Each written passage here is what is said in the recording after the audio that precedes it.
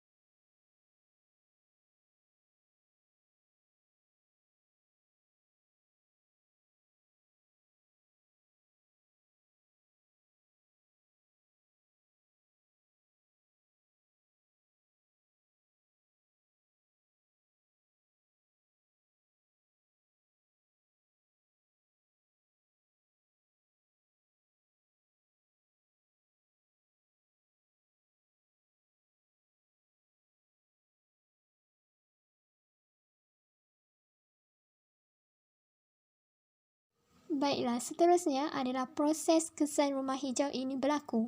Bagaimana proses ini boleh berlaku? Kesan rumah hijau ini boleh berlaku semasa komposisi gas-gas rumah hijau seperti karbon dioksida, karbon monoksida dan nitrogen dioksida ia mula meningkat melebihi tahap normal. Apabila komposisinya meningkat, molekul-molekul gas ini yang mempunyai sifat penyimpan haba akan memerangkap haba lalu melambatkan proses pembebasan haba. Seperti yang kita dapat lihat, contoh dua gambar ini adalah contoh rumah hijau yang kita boleh tengok.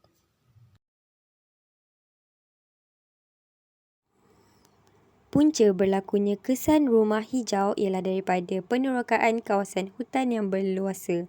Contohnya, manusia sering melakukan aktiviti seperti apa? Kita tebang pokok, pembalakan. Supaya apa dia orang buat ni? Untuk tujuan pembinaan.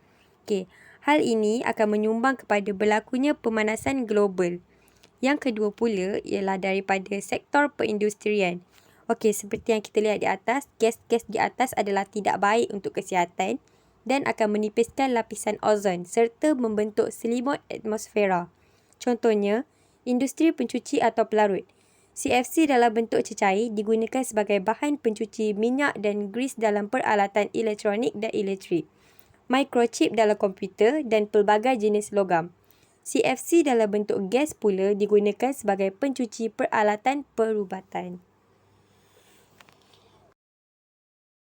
Punca yang seterusnya adalah daripada kegiatan pembakaran terbuka. So, aktiviti pembakaran ni dia adalah secara terbuka dekat kawasan hutan lah. Untuk tujuan kita berladang ataupun kita pertanian.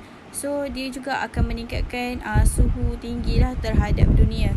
So, punca yang seterusnya adalah penggunaan kenderaan yang melibatkan pembakaran fosil. So, yang ni dia melibatkan kereta yang dah terlalu lama. Kereta yang dah lebih 10 tahun. Sebab dia akan keluarkan asap yang lebih banyak daripada macam kereta-kereta baru ni, kereta tu tak akan keluar asap. Tapi bila kereta dah lama, so dia akan keluarkan asap yang sangat-sangat banyak. So asap tu akan pergi dekat udara. Lepas tu asap tu lah yang menyebabkan suhu dunia kita ni akan tinggi. Macam tu.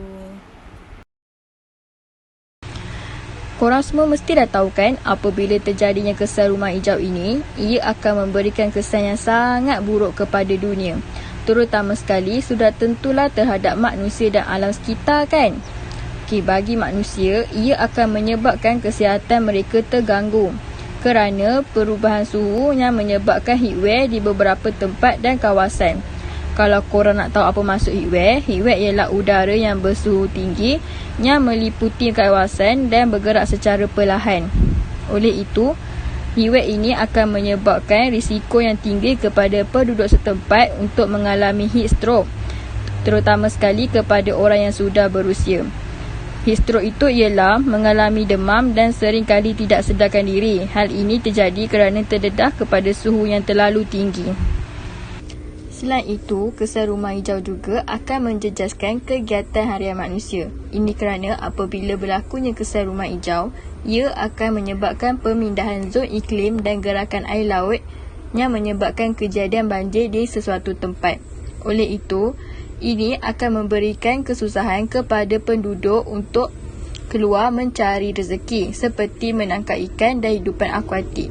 Ia akan menyebabkan manusia hilang sumber pendapatan dan makanan. Yang seterusnya ialah tentang kesan rumah hijau terhadap alam sekitar. Yang pertama, menyebabkan kepupusan flora dan fauna.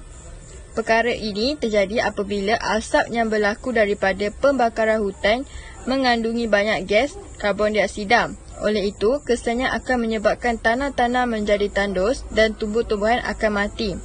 Secara tidak langsungnya, tumbuh-tumbuhan dan kehidupan yang berada di hutan akan pupus kerana kehilangan tempat tinggal. Yang kedua, menyebabkan pencemaran udara. Kesan rumah hijau menjadikan kekeringan sumber air di permukaan bumi, menyebabkan proses senjatan tidak mempunyai wap air. Oleh kerana itu, udara akan menjadi kering dan persekitaran akan panas yang memudahkan terbentuknya jerebu di sesuatu tempat. Yang terakhir ialah merosakkan habitat. Kesan rumah hijau yang mungkin berpunca daripada aktiviti manusia seperti penambangan hutan. Oleh itu, penambangan hutan yang keterlaluan boleh menyebabkan habitat haiwan liar terganggu dan menyebabkan kepupusan habitat haiwan liar seperti gajah, badak dan harimau kerana kehilangan kawasan habitat dan sumber makanan. Langkah-langkah mengurangkan kesan rumah hijau adalah: yang pertama, menanam pokok, menambah kawasan hijau atau menghijaukan bumi dengan tumbuh-tumbuhan. Yang kedua, mengenakan denda atau menguatkan kuasa undang-undang. Yang ketiga, mengenakan kempen atau mengadakan kempen alam sekitar atau pendidikan alam sekitar. Yang keempat, menjalankan pembakaran menggunakan insinerator. Insinerator tu adalah penenuan. Penenuan tu adalah penenuan atau insinerasi ialah satu teknologi olahan sisa yang melibatkan pembakaran bahan atau benda organik. Penenuan dijalankan menggunakan jentera yang dipanggil penunu atau insinerator. Dan yang terakhir, langkah yang terakhir adalah memasang alat penapis asap di setiap kilang. Kesimpulannya, semua pihak harus berganding bahu untuk mengurangkan kesan rumah hijau.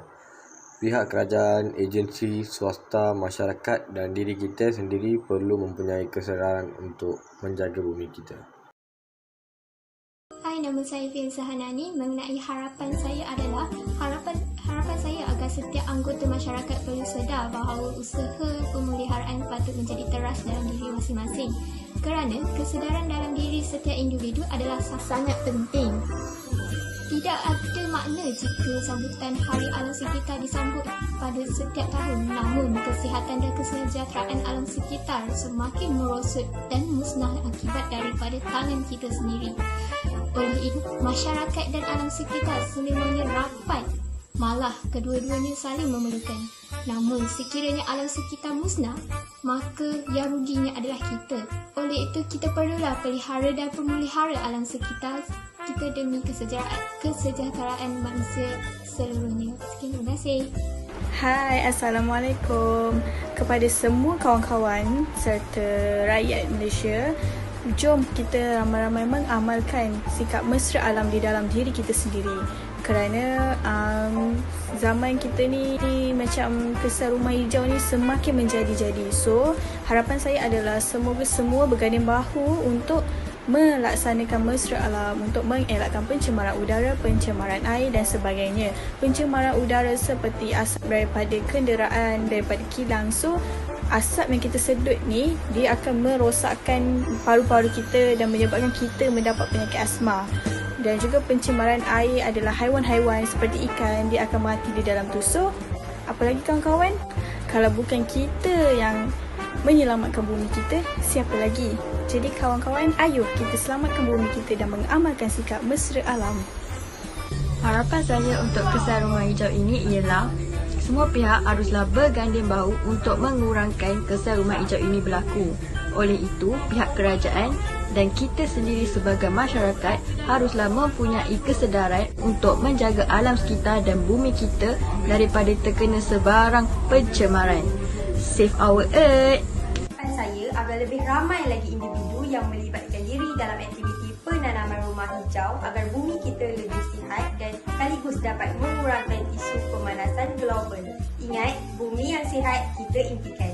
Harapan saya dalam mengurangkan kesan rumah hijau adalah saya harap masyarakat mampu atau memiliki sifat sayang terhadap alam sekitar, kerana kalau masyarakat yang tidak menjaga, tidak menyayangi alam sekitar, siapa lagi yang akan melakukan perkara sebegini? So, harapan saya dekat sini, saya harap masyarakat, terutama sekali golongan muda, menekankan keutamaan alam sekitar pada dalam diri mereka, kerana melalui alam sekitarlah masyarakat atau orang luar dari negara memandang terhadap negara kita. So, dari sini identiti negara kita melambangkan siapa dan bagaimana negara dan alam sekitar itu dijaga.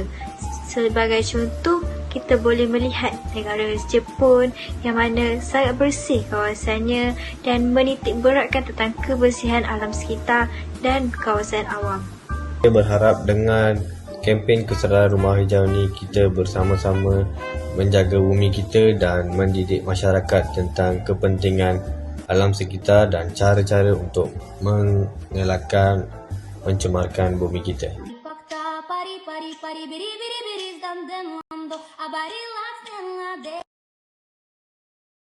Terima kasih kepada anda yang meluangkan masa anda untuk mendengar tentang kesan rumah hijau terhadap bumi ini.